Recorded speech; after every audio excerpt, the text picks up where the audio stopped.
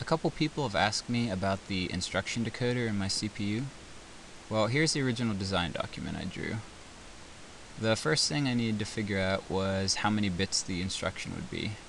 I thought originally 3 bits, which would give me 8 instructions. I could do the 4 arithmetic operations as well as read, write, and copy. But after figuring out how complicated a 2's complement converter might be, which I'd need for subtraction, I decided just to stick with adding. So I only needed 2 bits to do add and the read, write, and copy. So I put them in an order that I thought made sense, but it's really arbitrary. I chose read, write, copy, and add in ascending order.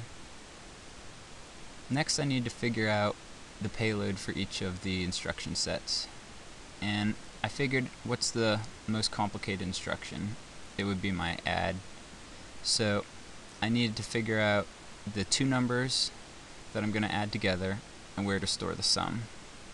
So by default I would need at least 3 fields. And once I figured I needed 3 fields, how big do those fields need to be? Well, any of my memory addresses only need to be 2 bits. Since I can take the 2 bits, it'll break down into 4 unique numbers, and since I only have 4 memory arrays, that would give me enough space to address all 4 of my memory arrays. The write instruction, it needs 2 bits to know where the memory is, but if each of the data fields are 2 bits, I would have to chain the 2 together to get the full 4-bit instruction. So it worked out well to use 6 bits as the instruction payload. For reading, I only need to know the location of the memory I'm reading. The second and third payload is not needed. For writing, I need to know where I was going to write to, and then 2 bits in payload 2 and 2 bits in payload 3 would give me the full 4 bits of data. For copying, I need to know where I was copying from and where I was copying to. The payload 3 is not needed, therefore it's X'd. And adding, I need to know the 2 numbers I was adding and where to store the sum. So each of these payloads is 2 bits. Next I need to do some logic, and I did this by looking at the first payload. As you can see, the read, copy, and add all need to address mux1, which is the mux that puts data onto my data lines. Only write needs to access my demuxer. So it was a fairly straightforward implementation. Down here is where I did the payload 1. So my instruction code is here, and the unique case is write, 0 or 1. So if I have a 0 and 1, I invert the 0 to be a 1-1, this AND gate turns on, and then that is ANDed with the payload data and sent to the demuxer. All other cases, which was when this would be off, is inverted to be on, and therefore then payload 1 is sent to the mux1. So that was a pretty simple design since 3 of the instructions shared the same location. For payload 2, read didn't matter, so I didn't have to work out a special case for 0, 0. However, write, copy, and add each needed to access something different.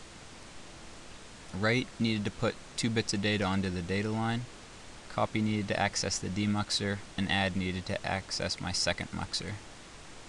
So I wrote up logic for each of these cases. The first one here is the write, which when P2 comes in will access the write data. The second one here is for copy, which needs to access the demuxer. So copy is a 1-0, this 0 is inverted to a 1-1, this turns on and it goes to the demuxer. In the final case, add 1-1 needed to go to mux2. The third payload is a little bit simpler since the read and copy fields didn't matter. but the write and add are unique fields, so I need to code each of those individually. So write and add need to go to different locations. And then I went through and just circled where I had copies of data. Here, here, and here are all AND gates with the first input knotted. So instead of writing this 3 times, I just combined them all into one gate. Likewise at the bottom here, an AND gate and an AND gate, I just combined those and used a single AND gate. And then this here, which corresponds to the copy, was unique. So I hope everyone can understand that. A little bit of logic involved, but that's how you would write up an instruction decoder. If I had chosen a different order for these, or a different order for the fields, the logic would all look different, but should have the same outcome.